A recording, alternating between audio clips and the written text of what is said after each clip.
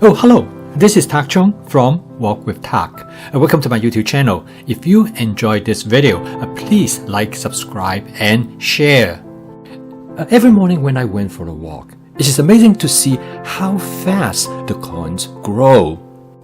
There's a saying that according to the old farmers, that you can actually hear them growing at night. It is absolutely amazing to see how all this growth happened only in the last several weeks.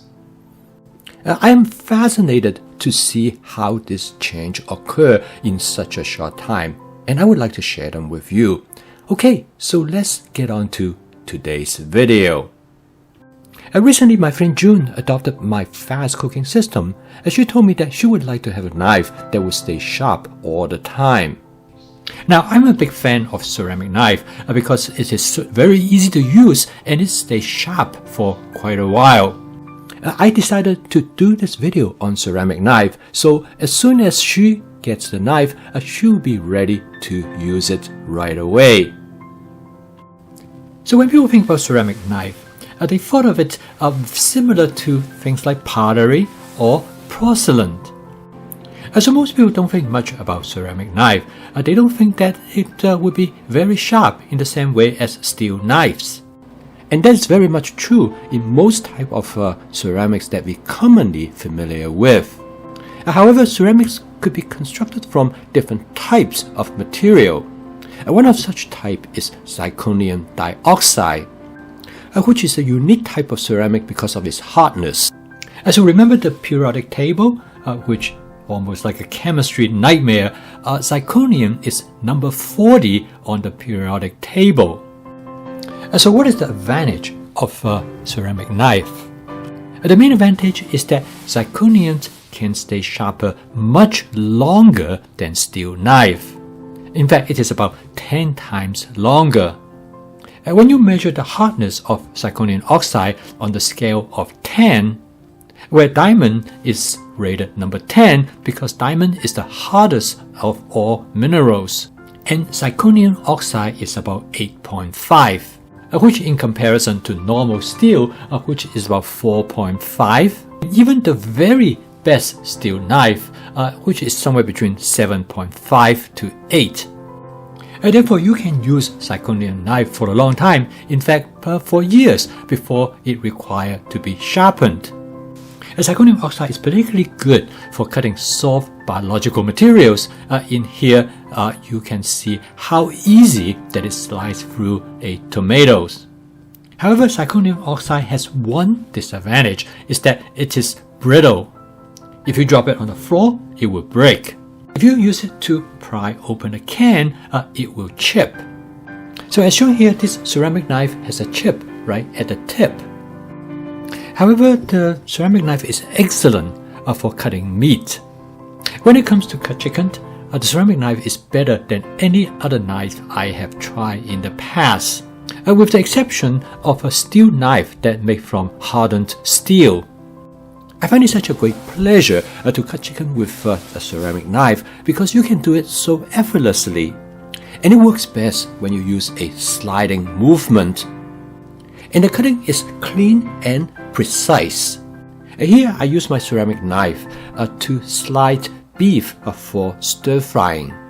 I'm using a cut known as flank steak. I'm able to cut very thin slices using the ceramic knife. And in order to cut such thin slices, your knife has to be very sharp. And most of my steel knives would have been dull very quickly. But ceramic knife will continue to stay sharp, and by some estimate, a ceramic knife will stay sharp 10 times longer than most steel knives. A ceramic knife is particularly good in cutting through skin of fish, in particularly salmon. Most steel knives will have problem except the very best kind.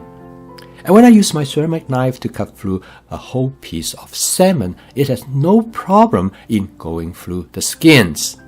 And I find this particularly helpful when I want to stir fry small pieces of salmon in the wok. And ceramic knife is probably the best knife for slicing tomatoes. And I find it particularly fun and enjoyable for slicing cherry tomatoes into half. Here I'm going to use the ceramic knife to shave a head of red cabbage. And for this particular cutting task, the ceramic knife worked better than any other steel knife that I have used in the past. It cuts through the cabbage cleanly and effortlessly.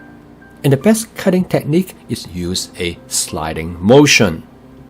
As you can see, when I slow down the movement, you use a sawing motion back and forth to bring the knife through the cabbage. This will allow you to cut through the material with least amount of effort.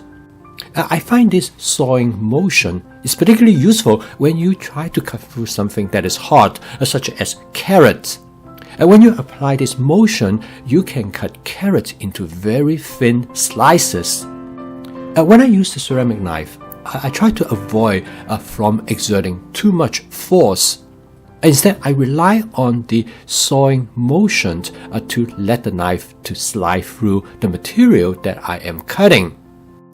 I always try to avoid using the ceramic knife to cut through something that is very hard, such as sweet potatoes. So the best thing is not to force your ceramic knife through anything that is hard. I find that if I can apply the slide motion, I have no problem to cut through the sweet potatoes as shown here. However, I find that there's one instance using force with a ceramic knife is helpful.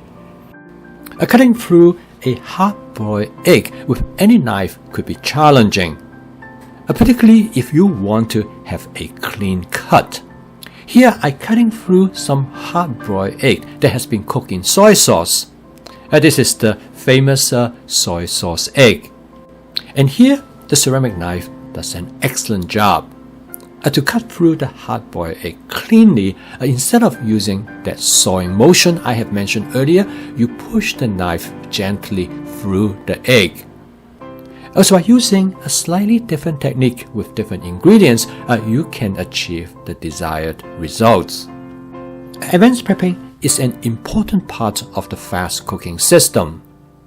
By prepping in advance, you not only make cooking more efficient and pleasurable, but you also will be able to extend the shelf life of your food ingredients.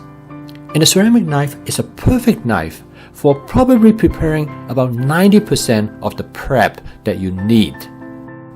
All the ingredients shown here are prepped with my ceramic knife. Here are 3 ceramic knives that I use on a regular basis. This knife I have used for about 3 years and has a chip in the tip.